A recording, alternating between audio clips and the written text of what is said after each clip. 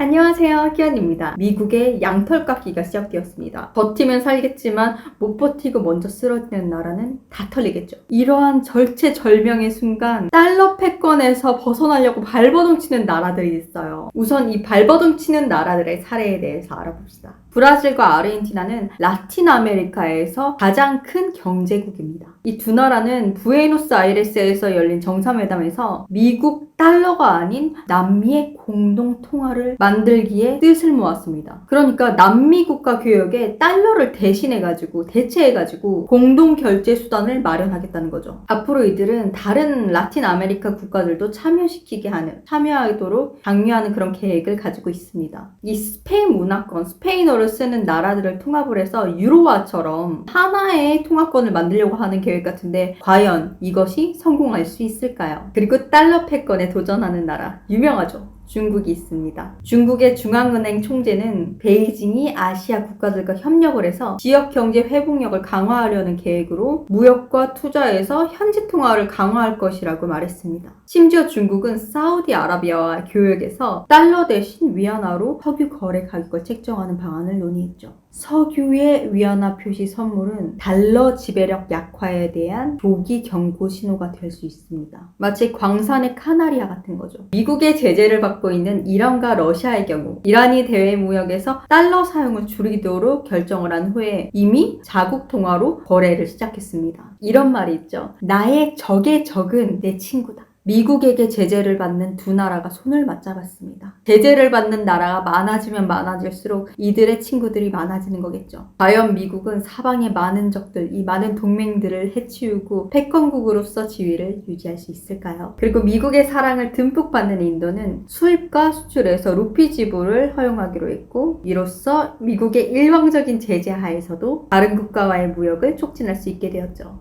지금은 친하더라도 미래는 알 수가 없으니까 미리 대비를 한 거겠죠? 인도 중앙은행은 국제 무역을 위한 루피 결제 시스템을 공개를 했는데 많은 사람들이 이 조치가 뉴델리의 미국 달러 수요를 감소시킬 거라고 말했습니다. 이 미국 달러 패권에서 벗어나려는 이들의 발버둥이 과연 성공을 할 수 있을까요? 정말로 그렇게 되면은 달러의 패권이 무너지게 될까요? 여러분은 어떻게 생각하세요? 자, 이번엔 달러 패권이 유지될 것이다 라고 생각하는 사람들의 의견에 대해서 알아볼까요? 미국의 달러 패권이 무너진다. 이거는 그렇게 보이는 것 뿐이야. 일종의 적을 안심시키기 위한 고유계죠. 고유계란 무엇인가? 이 손자병법의 34개에 나오는 내용인데요. 상식에서 벗어난 자기 희생으로 적을 속여서 뜻을 이룬다 라는 뜻이에요. 이상한 현상이 있어요. 미국의 빚이 늘수록 달러의 힘은 강해집니다. 생각해보세요. 생각해보면은 미국은 경제위기의 진원지이자 세계 최대의 적자국이고 채무국입니다.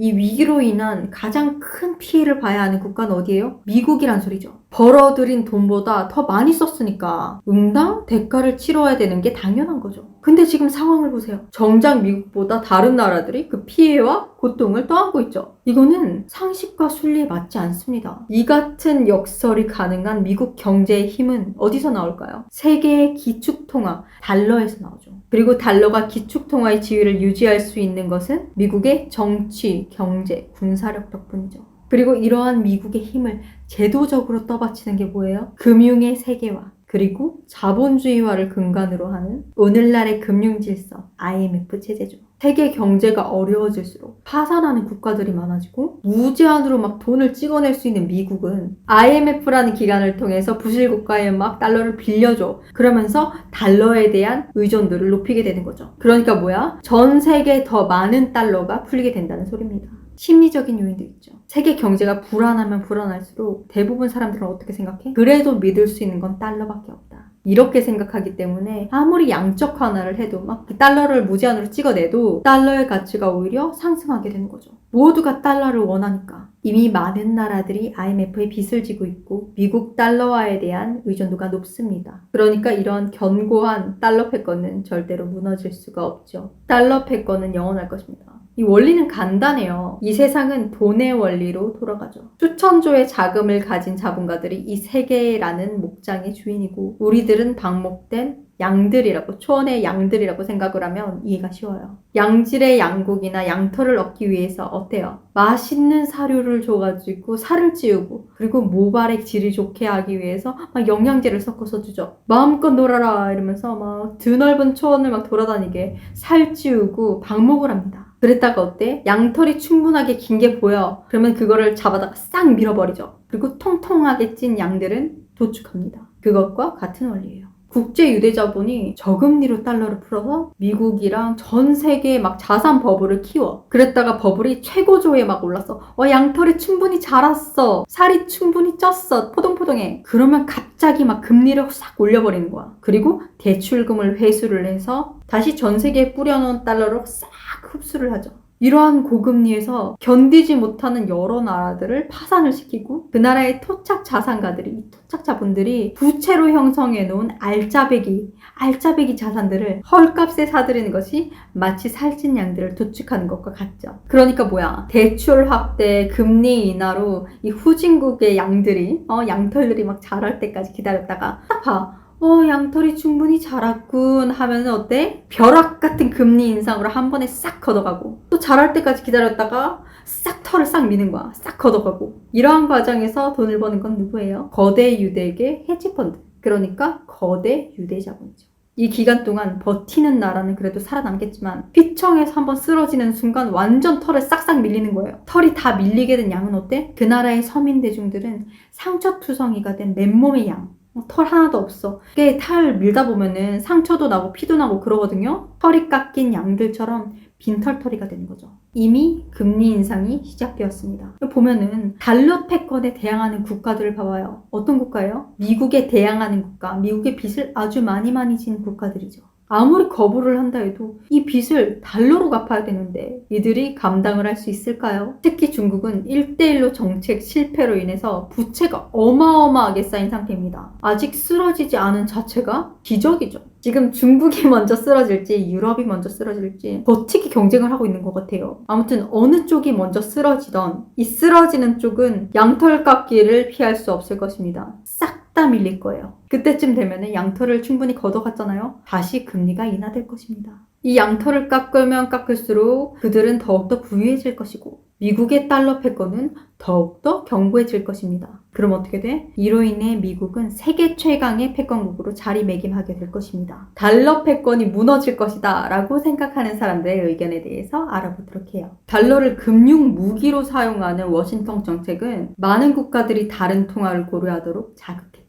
미국은요, 침략을 통해서 그 나라의 불안정을 만들 수 없을 경우에 대리를 통해서 전쟁을 수행하거나 다른 하이브리드 전쟁 메커니즘을 사용합니다. 그리고 만약에 미국이랑 의견이 일치하지 않는 국가가 있어. 그러면 그 국가의 불안을 부채질하기 위해서 제재 조치를 취해왔죠. 특히 경제 제재 조치. 예를 들자면 미국과 동맹국들이 러시아 중앙은행의 외환 보유액 3천억 달러 이거를 다 동결을 하고 스위프트 결제 시스템에 대한 러시아의 접근을 심각하게 제한했죠. 그러니까 러시아의 돈을 확 묶어버린 거예요. 무기를 사려면 국제 교육을 하려면 달러로 써야 되는데 그 달러를 동결시켜버린 거야. 이뿐만이 아니죠. 미국에 대항하는 아프가니스탄, 이란, 베네수엘라를 포함한 다른 국가들에 대해서도 비슷한 조치가 취해졌습니다. 그러니까 뭐야? 미국의 목표는 적국의 경제를 파괴를 해서 이 지역 주민들을 정부에 대항하게 만드는 거예요. 하지만 적들이 더 많아질수록 그들의 동맹이 더 견고해지겠죠. 결국엔 미국의 달러 패권에 대항하는 나라들이 뭉쳐서 신냉정주의가 시작될 것이고 결국 달러 패권은 붕괴할 것입니다. 뱅크 오브 아메리카의 분석가들은 미국의 달러 가치 하락은 새로운 제재 시대 때 달러화가 무기화가 됨에 따라서 이건 어쩔 수 없는 궁극적인 결과라고 말했습니다. 이 미국의 경제 제재를 받은 국가들은 어떻게 했어요? 부들부들 떨면서 달러 통화에 이렇게 타격, 데미지를 막 입힐 만한 다른 대체 통화 시스템을 모색해왔죠. 예를 들자면 중국의 위안화 박살났죠. 그리고 비트코인 이것도 완전 개박살났죠. 하지만 그들의 도전은 계속됩니다. 보고서에 따르면 미국의 통화 역할은 20년 동안 꾸준히 감소해 왔다고 합니다. 이 준비 통화 비중이 70%에서 60%로 10%나 감소했다고 해요. 달러화가 경제적 제재의 수단이 되잖아요. 그러니까 많은 나라가 달러 패권에 거부감을 느끼고 사용을 거부하면 되게 될수록 달러의 가치는 붕괴할 것이라고 생각합니다. 2021년 여름에 이 IMF 통화 구성에 따르면은 2020년 4분기 중앙은행이 보유하고 있는 미국 달러의 비중이 25년 만에 최저 수준인 59%로 떨어졌다고 경고하는 보고서를 발표했죠. 이것은 OFER이라고 공식 외화 보유고가 있어요. 이 기관의 조사 결과로 매우 정확하죠. 일부 분석가들은 말해요. 이게 이미 보여준다. 미국 달러 통화가 다른 통화와 경쟁에 직면을 해가지고 세계 경제에서 미국 달러의 비중이 그리고 그 역할이 감소하고 있음을 나타낸다고. 그러니까 달러 패권의 붕괴는 이미 시작되었다고 말할 수도 있겠네요. 자, 여러분의 생각은 어떨까요? 미국의 달러 패권이 붕괴될 거라고 생각하시나요? 아니면 유지될 거라고 생각하시나요? 여러분의 의견을 댓글로 남겨주세요.